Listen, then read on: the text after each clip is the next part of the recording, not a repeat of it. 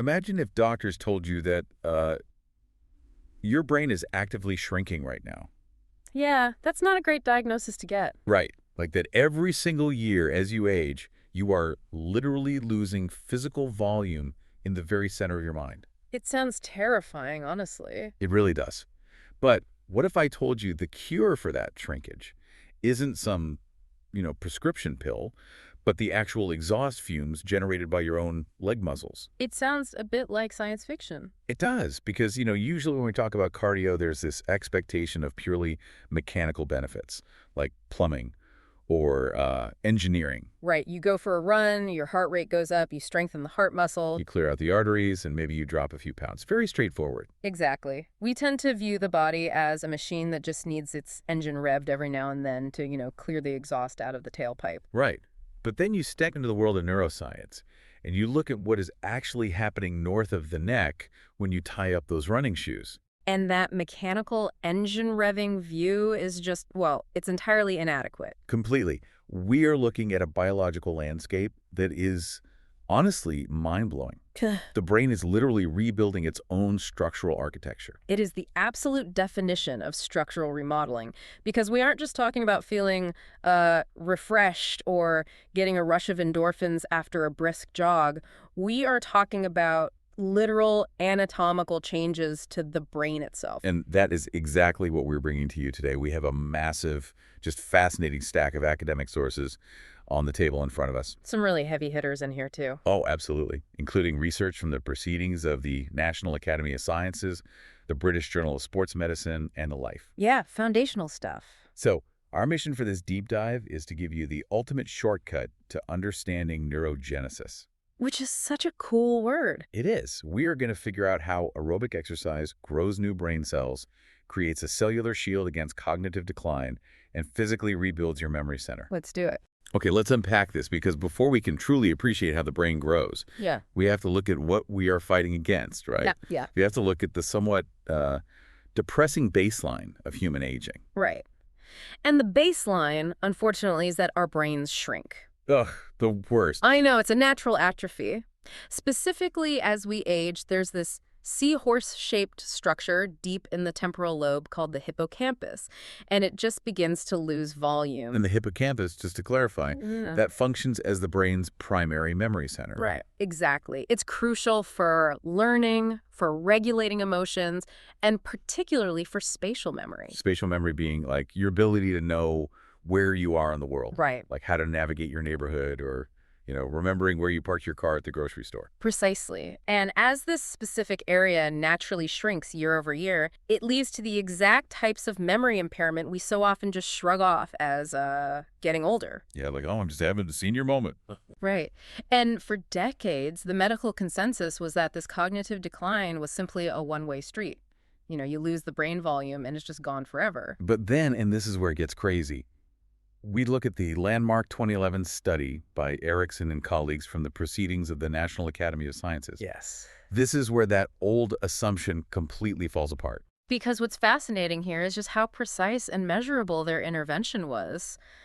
Erickson's team looked at older adults, people who were already experiencing this natural shrinkage, and they just put them on a regular aerobic exercise routine. And we aren't talking about training for an ultramarathon here. No, not at all. This was just consistent, moderate aerobic exercise, basically brisk walking. Just walking. Just walking. And the researchers didn't just find a slowing down of the shrinkage. The routine actually increased the volume of the anterior hippocampus by a highly specific 2%. Wait, so it's not just putting a pause button on aging? No, it's reversing it. Because, I always thought about exercise as a way to preserve what you have. But this isn't preserving.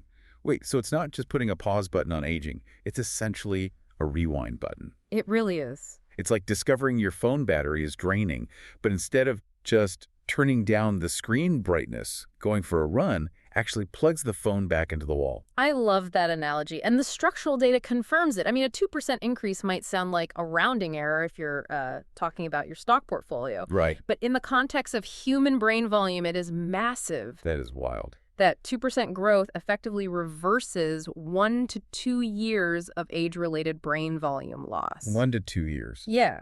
And the researchers didn't just stop at brain scans. They tested the participants' cognitive abilities too. Okay, and what did they find? This new physical growth directly correlated with measurable objective improvements in their spatial memory. They didn't just have physically bigger They brains. had better functioning brains. You- That is incredible. Mm. But it begs a massive question for me.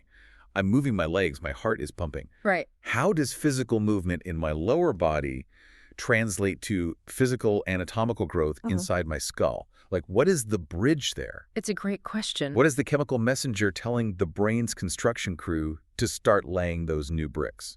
Well, the primary contractor for this building project is a protein called brain-derived neurotrophic factor, or BDNF for short. EDNF, right? Yeah. And in the neuroscience community, BDNF is frequently referred to as miracle grow for the brain. Miracle grow for the mind. I love that.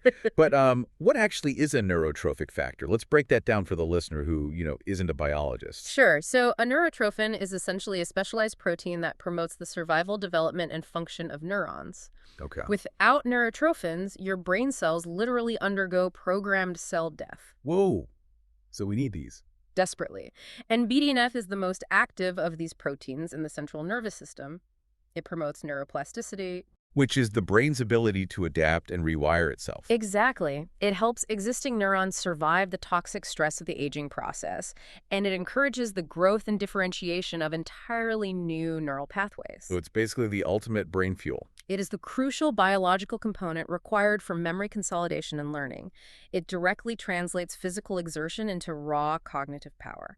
And as a really powerful bonus, its presence acts aggressively against symptoms of anxiety and depression. Okay, here's where it gets really interesting, because in the stack of research, specifically the 2016 study by Slyman and colleagues in the journal eLife, Oh, yes. The Sleeman paper. they detail exactly how exercise triggers this BDNF miracle grow. And it involves ketones. It does. Now, if you're listening to this and you've dabbled in the keto diet, you're probably picturing like intermittent fasting or people putting sticks of butter in their coffee. Right, the typical diet trends. Exactly. Wait, ketone bodies. You're telling me my muscles naturally generate these during a jog, and they travel up to my brain to act the foreman for this construction project. Yes. The data reveals this beautiful, intricate efficiency in the human body that has nothing to do with dietary fads. Okay. The specific ketone body identified in the research is called beta-hydroxybutyrate. Beta-hydroxybutyrate. Right. When you engage in aerobic exercise, your metabolic demand shifts dramatically. And the liver isn't the only organ that can produce ketones. Really? Yeah. The metabolic byproducts of sustained muscle exertion, so your legs working hard to propel you forward, that releases this exact molecule, beta-hydroxybutyrate, directly into your bloodstream. So it comes from the muscles themselves. Exactly. It travels up to the brain, crosses the blood-brain barrier, and essentially acts as a molecular key. It physically unlocks the genetic expression of BDNF. So the literal exhaust fumes from my leg muscles working hard, like the biological waste product of movement, Yeah. is the exact fuel my brain needs to trigger memory consolidation. The body doesn't waste anything. The metabolic byproducts from muscle exertion are the precise signals the brain uses to identify the need for adaptation and learning. See, but why would we evolve that way? It seems like a very strange wiring system, Huh. Why would leg movement be the prerequisite for brain growth? Well, if we connect this to the bigger picture of evolutionary biology, it makes perfect, elegant sense. Okay, how so? Think about early hominids. If you are moving long distances, sustaining aerobic exertion for hours, what are you doing? Oh, you're not sitting on a couch. Right. You are likely exploring new territory, tracking prey, or migrating to escape a threat. Right, you aren't just out for a leisure jog. You are in survival mode in an unknown environment. Exactly. And in an unknown environment, your brain needs to be hyperreceptive. It needs to be highly plastic and ready to map new terrain, remember where the water sources are, and encode vital survival information. Oh, wow, that makes so much sense. Yeah, the brain is metabolically expensive. It doesn't build new tissue unless it has a reason to.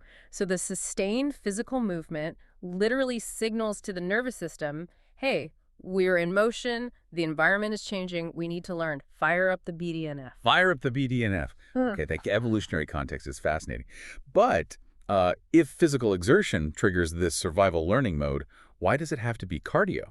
Like if I'm simulating survival, why can't I just go to the gym, lift really heavy weights, do some heavy squats, and get that exact same brain growth? That's hard work too. It is hard work. But the distinction lies in the mechanics of oxygen utilization. Okay. Resistance training has its own incredible, well-documented health benefits, particularly for metabolic health and bone density. Sure. But aerobic exercise is completely unique because it relies on the continuous, uninterrupted metabolic utilization of oxygen from the bloodstream. So it's the continuous nature of it. Exactly. That continuous, oxygen-rich demand, paired with sustained muscle contraction, triggers very specific, complex signaling pathways in the central nervous system. Pathways that short anaerobic bursts of weightlifting simply do not activate in the same way. So what does this all mean for you listening right now? Let's get down to the cellular level. Let's do it. Because I always pictured aerobic brain benefits as simply washing the brain with more oxygen-rich blood. Like a sponge. Yeah, like opening a fire hydrant of oxygen and just Yeah. hosing down the tired brain cells to make them healthier. Right. But reading through these sources, the mechanism is much more microscopic than that, right?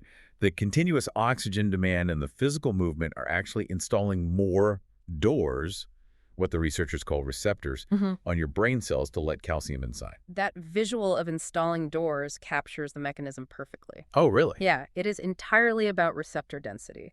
Sustained aerobic exercise physically increases the density of critical NMDA receptors on the brain's cell membranes. NMDA receptors. Right. By increasing the sheer number of these cellular doors, you allow a much greater influx of calcium to flood into the brain cells. Which feels completely counterintuitive to me. Because we usually associate calcium with, like, drinking a glass of milk for strong bones. Right. Not brain cell function.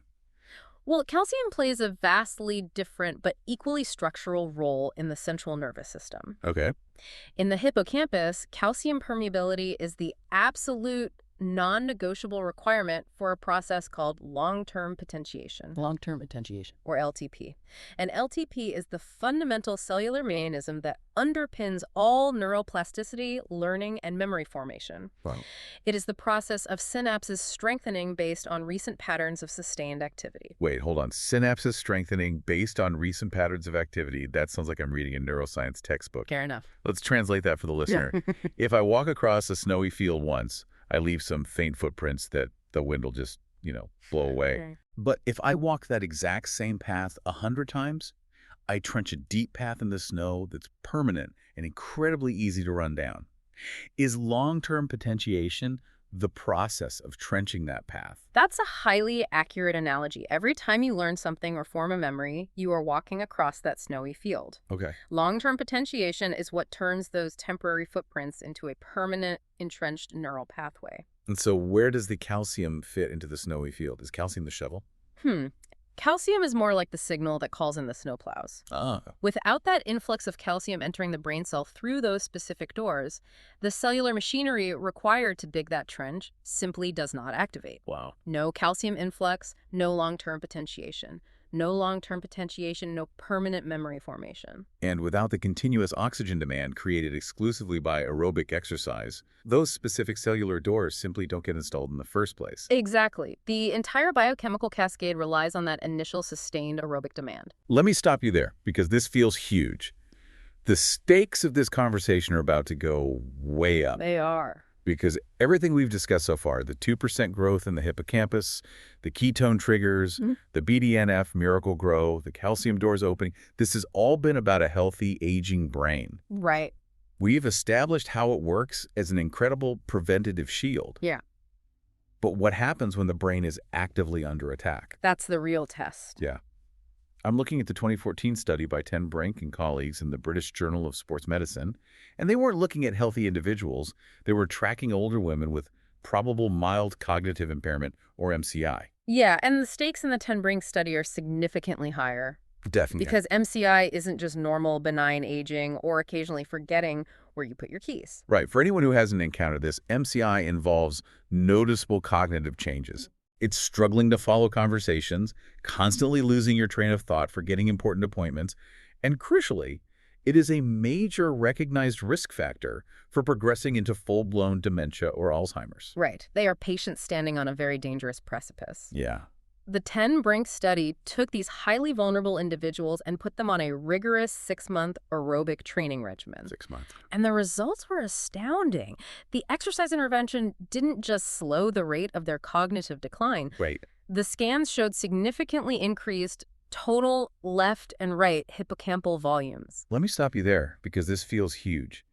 We aren't just talking about a preventative shield for healthy 30-year-olds. No. You're saying that even if someone already has mild cognitive impairment, even if the house is already caught, aerobic exercise can actively put the fire out and rebuild the structural integrity of the brain. If we connect this to the bigger picture, yes. The data strongly supports that conclusion. By enhancing neurogenesis and BDNF expression, the cellular environment actively fights back against the physical damage of cognitive decline. That's miraculous. And this capability isn't an isolated finding either. It's corroborated across multiple vectors of research in our stack here. Really? Yeah. Look at the 2016 research by Choi and colleagues. They investigated rat models of vascular dementia. Oh, let's clarify vascular dementia quickly. That's cognitive decline caused by physical damage to the brain from reduced blood flow, often after a series of mini-strokes, right? Right. The brain tissue is literally being starved of blood. Okay. So these rat models had significant induced vascular damage. Yet the researchers demonstrated that exercise-induced neurogenesis effectively reversed the cognitive function deficits in those rats. Reversed it. Yes.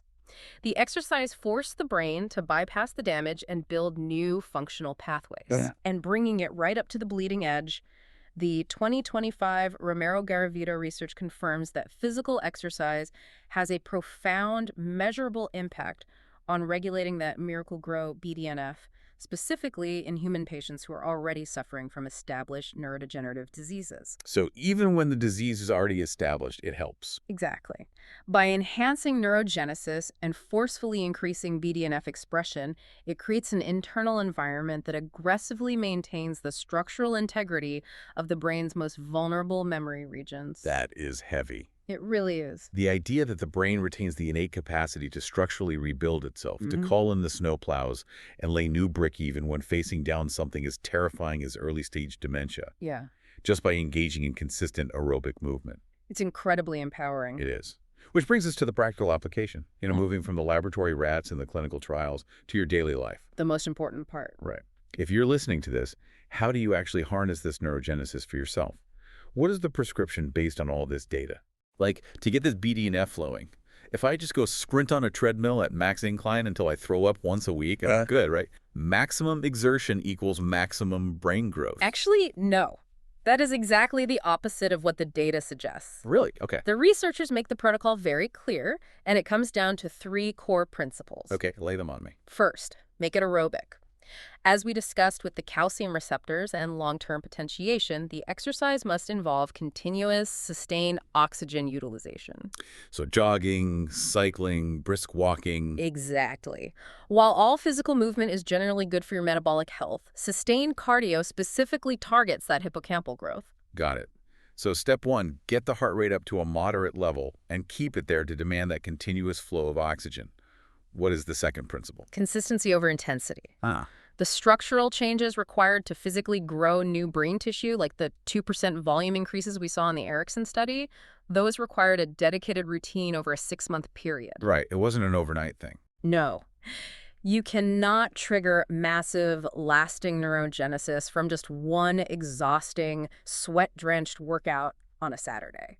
So to recap for you, rebuilding your brain is a marathon, not a sprint, literally. You can't just go do one extremely intense cycling class, flood your brain with BDNF, and expect a bigger hippocampus by tomorrow morning. The biology just doesn't work that way. Consistency creates the sustained metabolic demand that forces the brain to adapt and grow over time. So showing up is more important than going all out. Exactly. If you only perform intense cardio once a month, the brain treats the metabolic demand as an anomaly, like a temporary stressor to recover from. Right.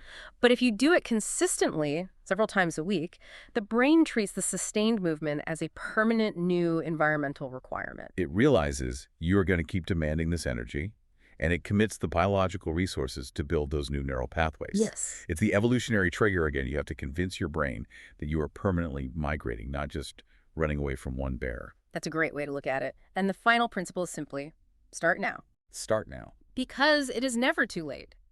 The neuroplasticity of the brain remains accessible deep into our lifespans.